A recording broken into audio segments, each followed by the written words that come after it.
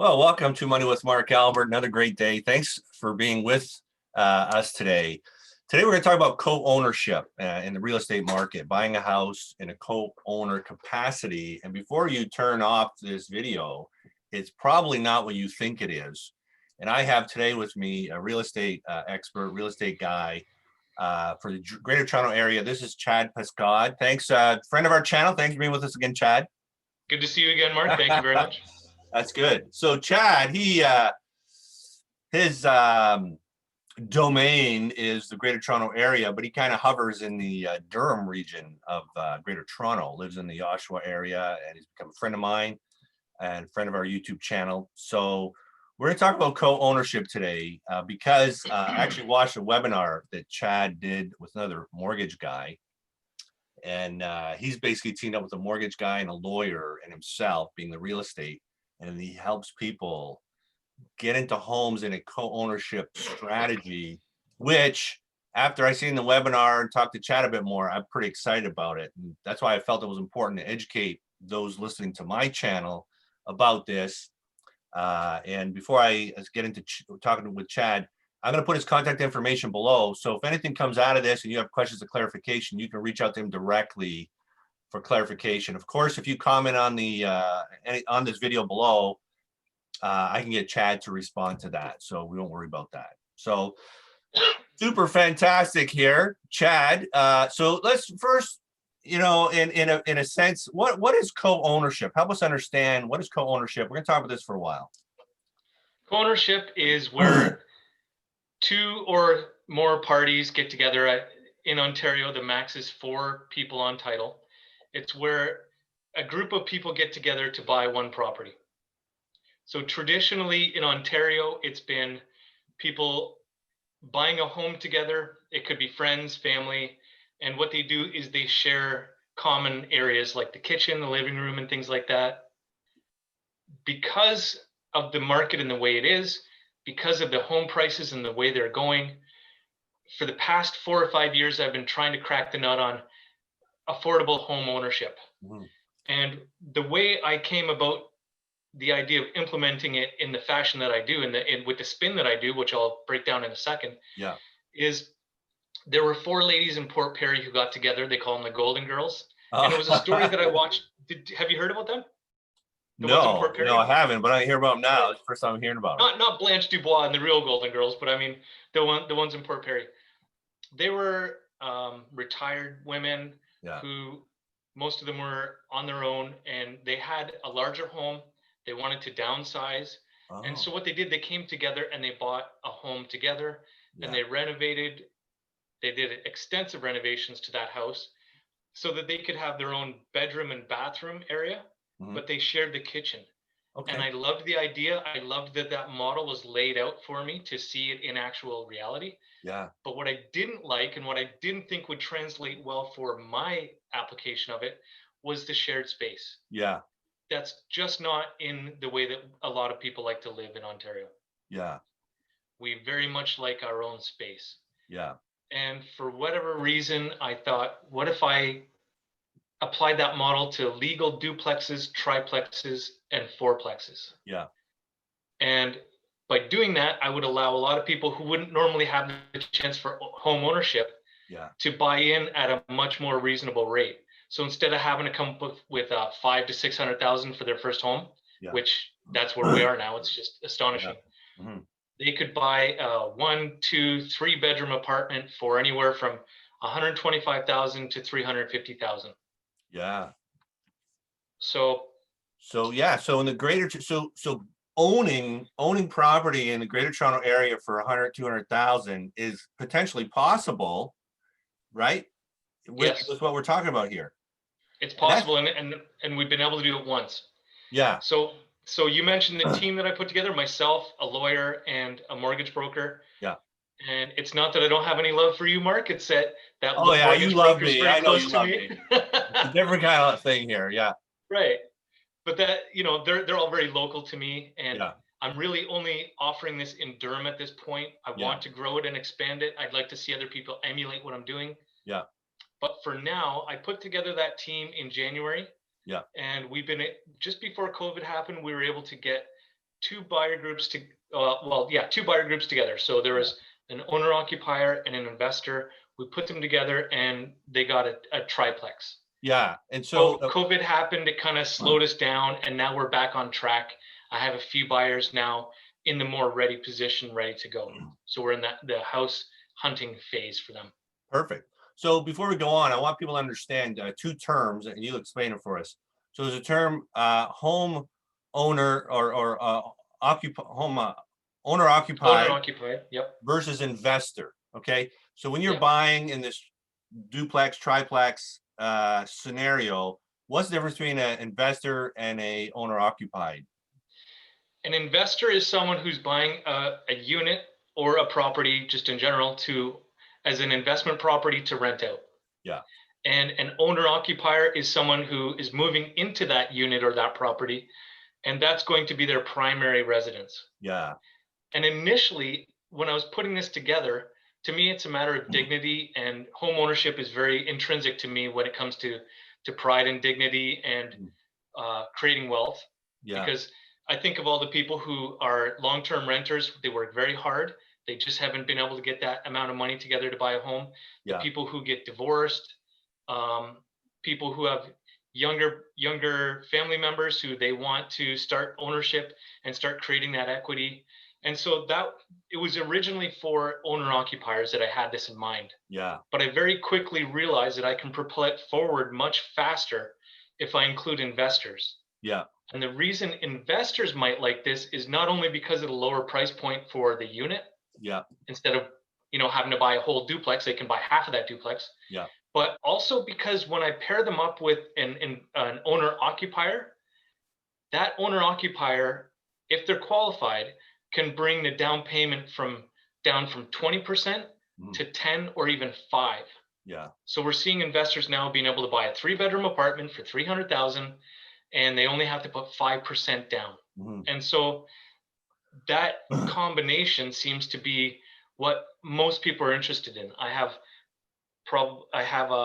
45 investors on the list right now. I'm watching this progress. They're all at different stages, and I have 50 people who are interested in living in it. Yeah. And so it's a very close balance of people who investors want to start creating that wealth, and owner occupiers want to start creating that equity and building their wealth as well. So it's been a good marriage that way. That's not to say if two investors want to get together and do this, not a problem. If two owner occupiers want to get together and do this, that's great too. There's no limits on that. I just found that pairing the investor and the owner occupier has been the magic formula so far. Yeah, that's good. So, okay, so let's say someone is interested in stuff like this, they should talk to you further, but then how does this work? Can you tell us a bit more about how this all kind of comes together, some of the dynamics that are involved? Yep. So the first step is to let me know that you're interested, and you can sign in for my website. You'll never have to talk with me if you don't want to. What you can do is follow along. I want to talk to you. I want to talk to you, Chad. So if it's me, I'll call you up and you tell me. Right. But I know your point. You don't have to. I'm not against talking to people too. Yeah. If they want to call and talk about it, that's not. But initially, all they have to do is. If they don't want to feel pressured or anything, they can opt into the biweekly report. Okay. And I send out a report of available properties that meet the criteria that we're after, and what I think of those properties, and also how each unit would break down in price. Okay. And that's just a general idea, but it gives them a more of a feeling of how it works. Yeah. I don't break down exactly how it works in those reports because that's what the webinar is for. Or talking directly with me on the phone. I never get tired of talking about it. It's something that still excites me. Yeah. But you can follow that report for the next 20 years if you want. That's okay, and never ever do anything about it. Okay. But when you follow the reports and you are ready to take that next step, the next step is to, on your own, become pre-qualified. Yeah. And it could be through your own lender. That's fine. Yeah. It could be through the mortgage agent that's on the team. Yeah. But we need to know where you stand financially.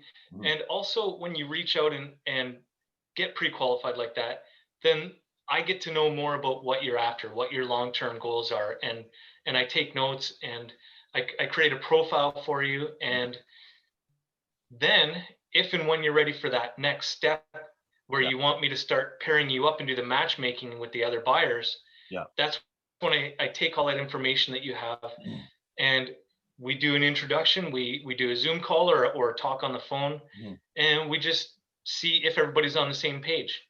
Then after that, if everybody's on the same page and wants to move forward, then we start to look at the finances as a group. And it could be that one person is stronger financially and they'll bring that other person up. We've been seeing that happen. And the thing is, because it's co-ownership, and co-ownership is, like I mentioned, a couple buyers coming together to buy one property together. Well, what that means is that both parties or all the parties are on title, all parties are on the same mortgage. And this comes with its benefits, but it also comes with its challenges. There's no sugarcoating that. It's something that's been done globally, but only now has it been started to be done in Vancouver, a little bit in Toronto, and as far as I know, I'm the only one to do this in Durham. I could be wrong, but I'm pretty sure that I'm the only one offering this. We'll go with you're the only one. The only one I know of, for sure. The only one I know of. I don't know of anyone either. I don't know anyone else doing this. So advantages and disadvantages. You started talking a bit about that. So what would be advantages or disadvantages of going into something like this versus, getting a condo or getting your own detached house? You addressed it a bit in terms of cost. So talk a little bit about that. So the advantages obviously are you can buy in at a lower price point and you're building equity instead of potentially paying rent. I mean, it's different for an investor, but from an owner-occupier standpoint, $1,200 a month for 5 years is $72,000 gone, and that's just hurtful. And that's one of the things why I'm so passionate about it. The other benefits are that like I said, you're building your equity. You're starting to create wealth that way. You can use that as a platform if you want later to buy up. Or even laterally if you find the right place. Now, the challenges are that you will be on the same mortgage and same title as another person. That's right. Quite often who you don't really know that well, who you're not in a great relationship with. That's where the lawyer on the team comes in, because there's a cohabitation agreement. It's extensive and it covers all kinds of eventualities. And it's something that all the buyers and the lawyer work on together. There's a template that the lawyer has, but there are going to be things that are added, things that are taken out of that template. And it started as a 5-page template, and the one that we were able to get done ended up being a 14-page document. To me, the most important thing on that document, one of the most anyway, is the mortgage reserve fund. The right of first refusal if the other person sells. And the maintenance fees. And I've rebranded it co-ownership into house condos, because I think that paints a more a faster picture for people in their minds to get their head around it. So it's very much like a condo. It's like buying a condo unit, but it's in a house. And it's not a condo corporation, but there are still a lot of the same attributes that a condo would have. And again, that's the right of first refusal. That's the maintenance fees is actually the most applicable in that comparison. And what that is you are going to have to maintain the outside of the house and the structure. And every year that's on average 3 to 5% of the value of the home, give or take. It's whatever the buyers are comfortable with, but there is a monthly reserve that's built up for maintenance, and it can be put into a trust account. So what you're saying is every month there'll be a set amount, a pre-agreed to amount that goes into a maintenance fund, into a trust account, right? So that when they need things done, it's available, right? That's right. Not unlike condo fees, very much like condo fees. With the mortgage reserve fund that I mentioned, that's something, again, I feel that's the most important thing on there. You're on the title and mortgage with another person who, like I said, you don't have a long relationship with. Yeah. What if they lose their job? What if they stop paying? What if? Mm. So a lot of people who are interested in this don't have the money to plunk down for 6 months worth of mortgage. Yeah. So what was done on the first one that we did, the first and only so far, Yeah. was creating that theirs was 6 months. They're going to build up a 6-month reserve, and it's a certain amount per month to build it up to that. So it's not like you have to pay that 6 months right away and put it in a trust account. Yeah. It's you're building those funds up. And then if something does go sideways, you have time. You have time to work with. You have a buffer zone. You have a safety net. Mm-hmm. And that gives you time to either buy the unit yourself. If you bought a place with someone else and they want to sell, or they're not paying, you can buy the unit yourself. You have right of first refusal on that unit. Yeah. And if you don't buy it, then in the agreement as well, and I recommend this, you get to interview and approve the buyer who's coming in. Yeah. Whether they're going to be living there or as an investor. So, you know, I we talked about this earlier, but I want to bring it up now. So these things, you know, if you're listening to this video, this should stimulate some creative thought, right? If you want to get into the market, it should stimulate creative thought. So one thought that came to my mind is, in my family, I've got 2 kids. You know, my wife and I, we have 2 kids, and as they age, it might be hard for them to get in the market. But you know what? I might be willing, as a dad and as my wife, to buy into a duplex scenario or triplex, whatever, and then own the bulk of it, you know, a couple units, and then have my other child, you know, they own the small unit, they start building equity, and then have an agreement in place where I buy it off of them down the road, so then they can upgrade to their own independent home. Yep. To help them get in the market, right? That's a fantastic idea for it. Yeah. There's so many applications. And as we see, younger people are going to continue to have a hard time finding that first property. Yeah. Now, you can find condos. Yeah. And townhouses are they're starting to get past the threshold of being available for young people to buy, or not even young people, but just people who haven't been able to buy. Yeah. Now, the reason that someone might want to do the house condo instead of an actual condo, well, maybe they don't want to live around that many people. Yeah. Maybe they only want to have one neighbor. Yeah. Not everybody likes living in a building. And we're starting to see a little bit more of that now with COVID. It could be that you get more square footage. But that said, condos are a great thing too. I'm not here to displace all condos and say that they're garbage to own. That's not the case at all. Yeah. What I want is yet one more price category introduced to the market. Yeah.